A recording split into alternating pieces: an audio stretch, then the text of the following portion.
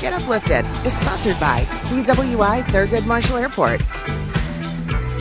Well, if you're married or you've been married, you know that there is not much that will stop the ceremony from happening when it is scheduled to happen. But one couple in Providence, Rhode Island, took the concept of, it will go on to a whole nother level. The city saw its fourth largest blizzard in the history of the city over the weekend, but that did not stop Sally and Adam from saying, I do. The ceremony was held outside in the snow nearly 5 years to the day after the couple met. Sally and Adam, along with their family and friends, made the trek through the snow to the Providence Library, and nobody was going to let a little, or in this case a whole lot of snow, stop the couple from tying the knot.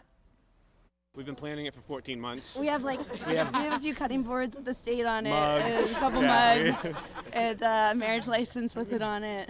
We thought it was going to be really hard, and then it all came together. Like the Providence Public Library worked with us so well.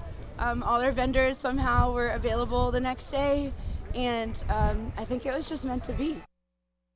Sally and Adam were back at the library yesterday for their official wedding ceremony.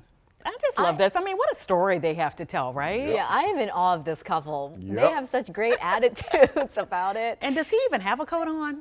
It didn't look like it. Well, at one point he had like ski goggles on the top of his head. Love is keeping him warm. Man, this is great. And kudos to the family and friends that came out. They are like ride or dies. It really is romantic. And they're still smiling. And it bodes well for them. This is great. They're either smiling or their faces are frozen in that one position. Well, either way it works. Right. Congratulations. Right. I want to share things that uplift you too. You can email us at getuplifted@wusa9.com. Hit me on my social media. That's how you get me on Twitter, Instagram, or on our Get Up DC social pages. And join the conversation. Just use the hashtag GetUpDC.